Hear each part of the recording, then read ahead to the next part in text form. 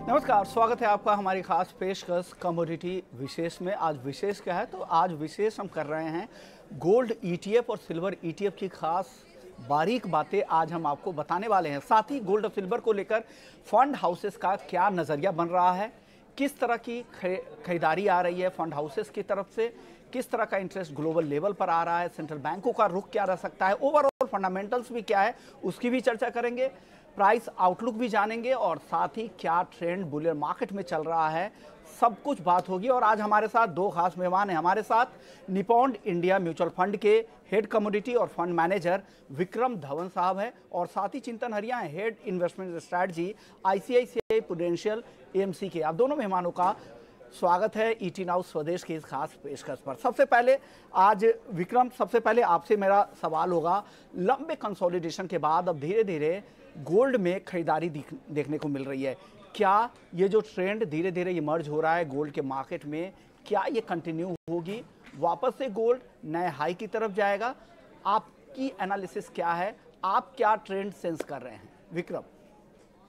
देखिए, गोल्ड का अगर आप देखें, जो स्पेशली जो अभी पिछले एक साल 1.5 साल में या 2 साल में जो एक चेंज आया है, अगेन ये काफी स्पेकुलेशन भी है उसमें।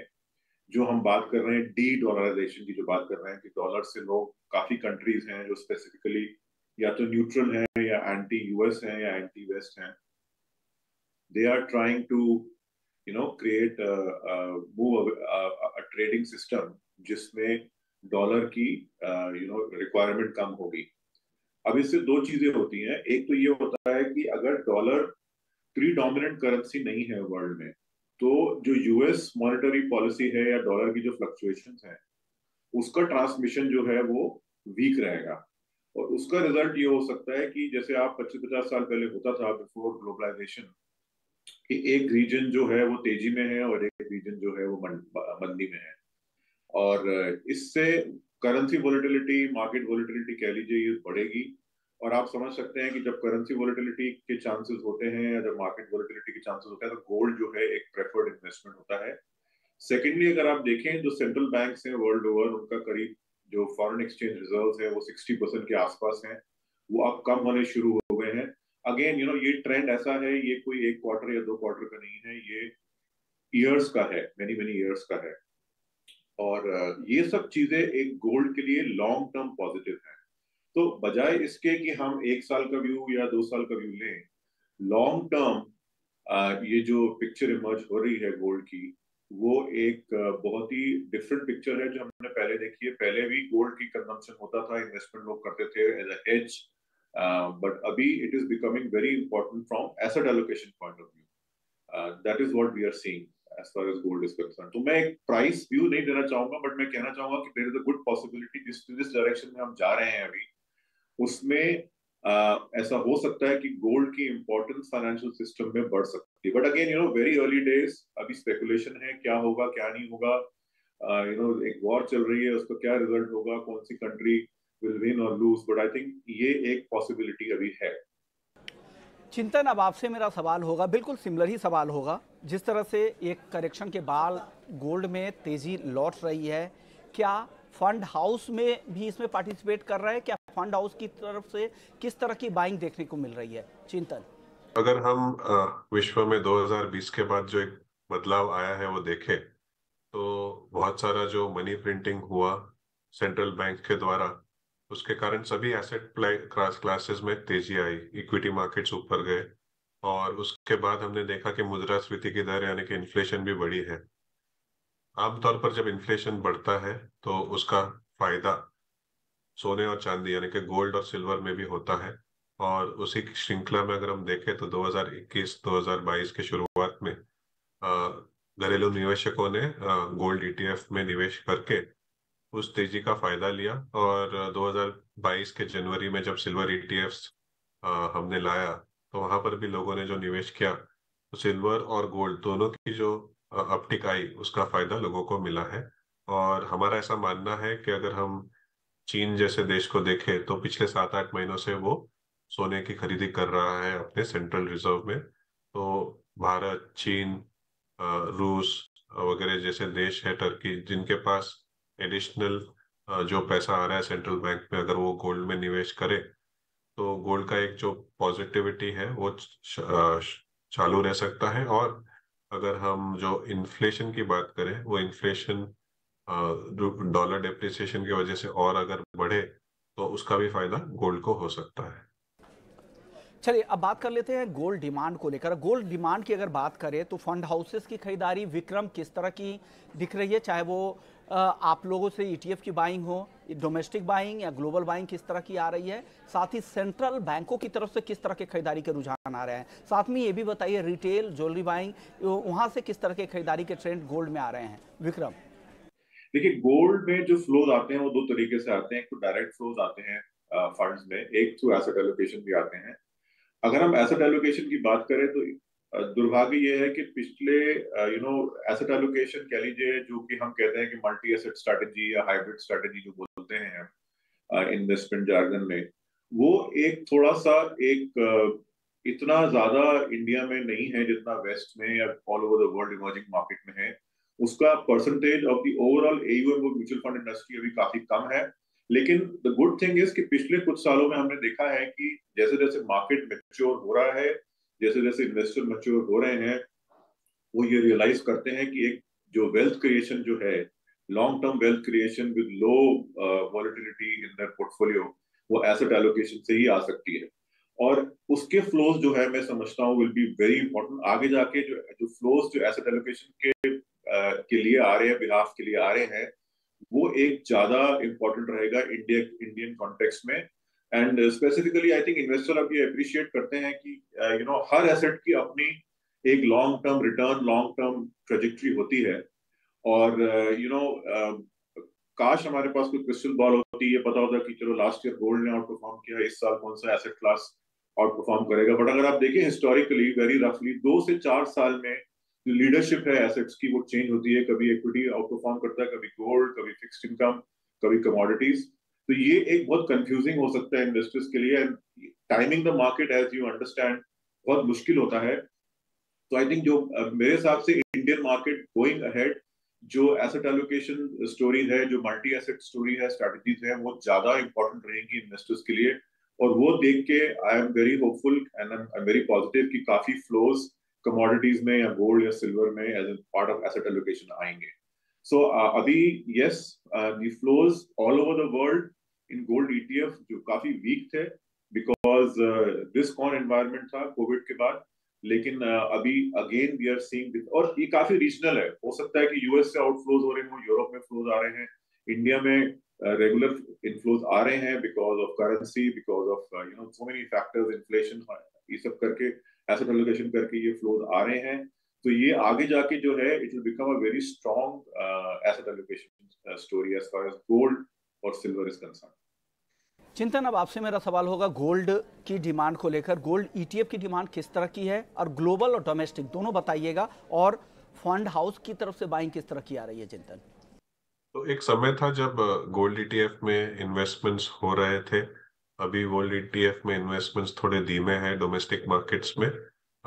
टैक्सेशन चेंजेस के वजह से भी हमने देखा है कि गोल्ड ईटीएफ में थोड़े इन्वेस्टमेंट्स धीमे हुए। हमारा ऐसा मानना है कि जिन निवेशकों को एसेट एलोकेशन करना है उनके लिए जो मल्टी एसेट फंड कैटेगरी है वो भी एक अच्छा तरीका है गोल्ड में इन्वेस्टमेंट करने का। और गोल्ड ईटीएफ अगर किसी को प्योर यानी कि डायरेक्ट गोल्ड में निवेश करना है या गोल्ड के इंस्ट्रूमेंट में निवेश करना है तो गोल्ड ईटीएफ भी एक जरिया है जहां पर वो निवेश कर सकते हैं। पिछले 6 महीनों से अगर हम विश्व मार्केट्स और डोमेस्टिक इक्विटी मार्केट्स देखें तो उसमें काफी एक तेजी का रुझान रहा है, और उसके कारण भी गोल्ड की तरफ लोगों का जो पहले निवेश था वो कम हो रहा है और इक्विटी की तरफ बढ़ रहा है। ऐसा ही समय होता है जब एसेट एलोकेशन की तरफ ध्यान देकर आपका इक्विटी और डेट और गोल्ड का एसेट एलोकेशन आपको देखना चाहिए।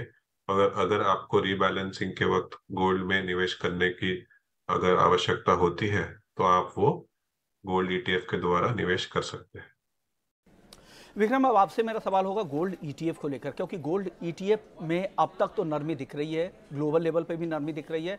जो ट्रेंड था वो वीक होता दिख रहा है। जो गोल्ड ईटीएफ या गोल्ड फंड्स के जो खरीदार हैं उनके लिए क्या गोल्डन टिप्स आपकी तरफ से होंगे? विक्रम देखिए, first of all gold ETF जो है, मैं मानता हूं कि ये फाइनेंशियल सेक्टर की, पूरे वर्ल्ड, पूरे विश्व की ये सेंचुरी की सबसे अच्छी इन्वेंशन है। क्यों?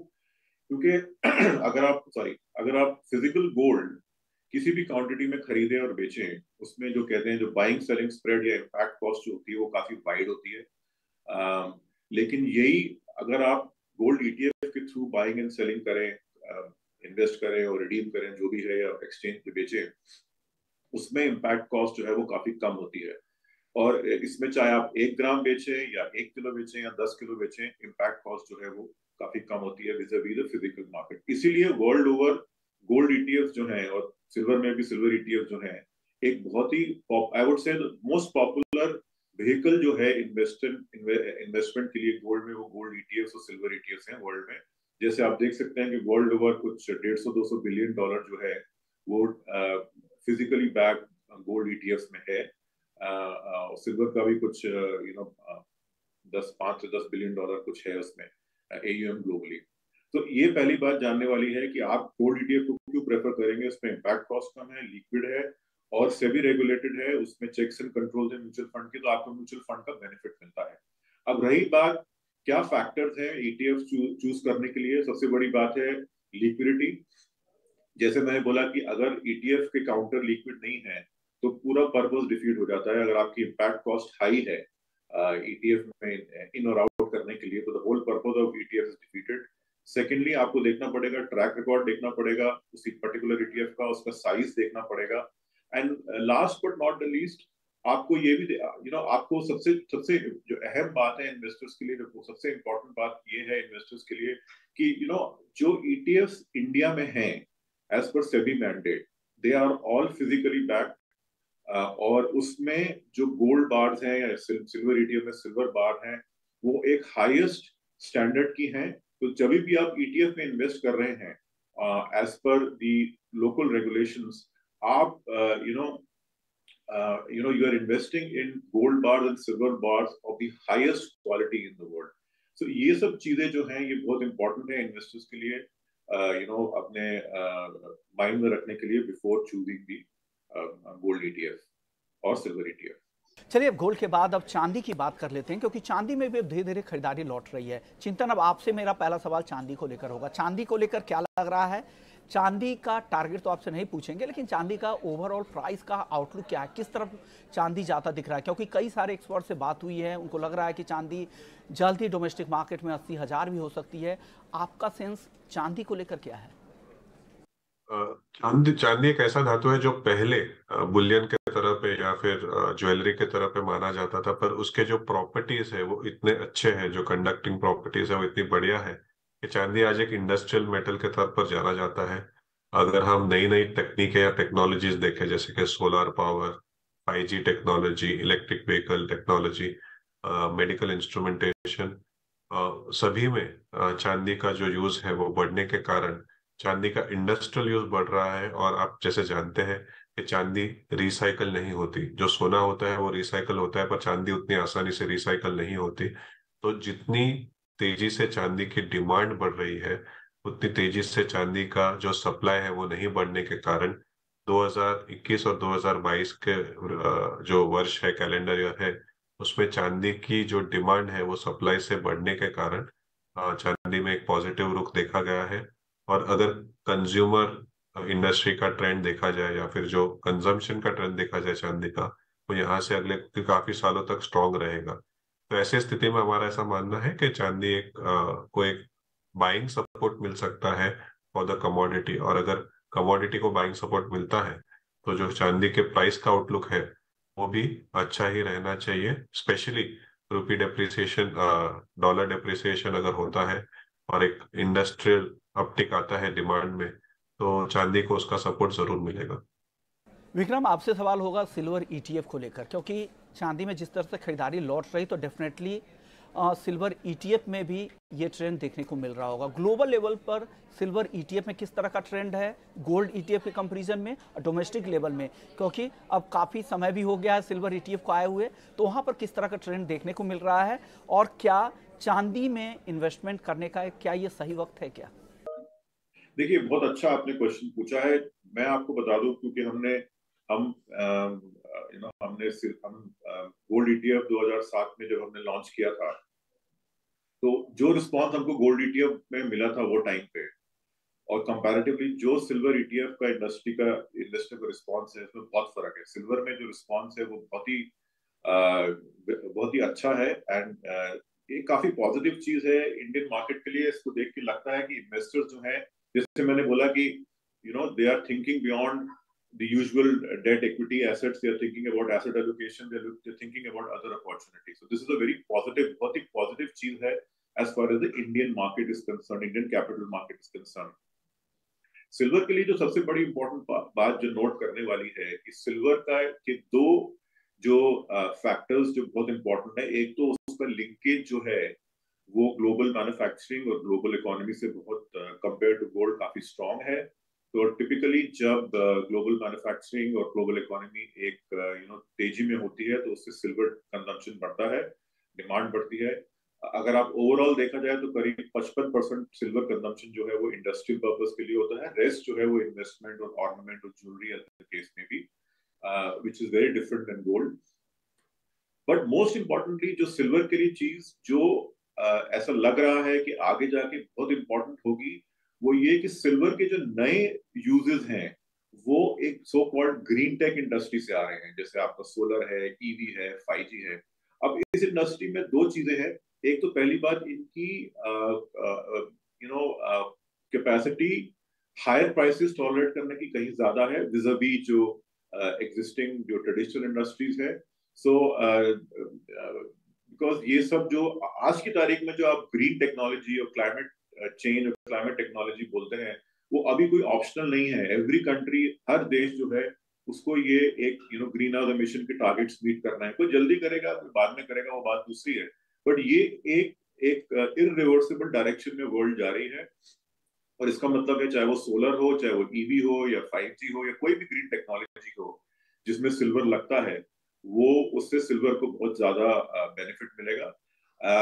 सेकेंडली, सिल्वर जो है, अनलाइक मोस्ट अदर मेटल्स, सिर्फ 1/3 ऑफ द सिल्वर जो है वो एक स्टैंड अलोन सिल्वर माइन से आता है। बाकी सिल्वर जो है वो बाय प्रोडक्ट है कॉपर का, गोल्ड का, जिंक का। इसका मतलब ये है कि अगर डिमांड बहुत ज्यादा बढ़ती है तो देयर आर नॉट मेनी, बहुत ज्यादा कोई silver stand alone silver mines नहीं है। तो एक तरीके से आप कह सकते हैं सप्लाई इनइलास्टिक है इसका, और दैट इज वाई आप देख रहे हैं जो सिल्वर में आप जो तेजी देख रहे हैं, दिस इज बिकॉज कहीं ना कहीं इसमें डिमांड बढ़ने के साथ साथ सप्लाई कैचअप करना, कोई मतलब एज अगेंस्ट ऑयल या एज अगेंस्ट आयरन ओर या स्टील जिसमें प्राइसेस बढ़ती है, तो कहीं ना कहीं सप्लाई बढ़ सकता है।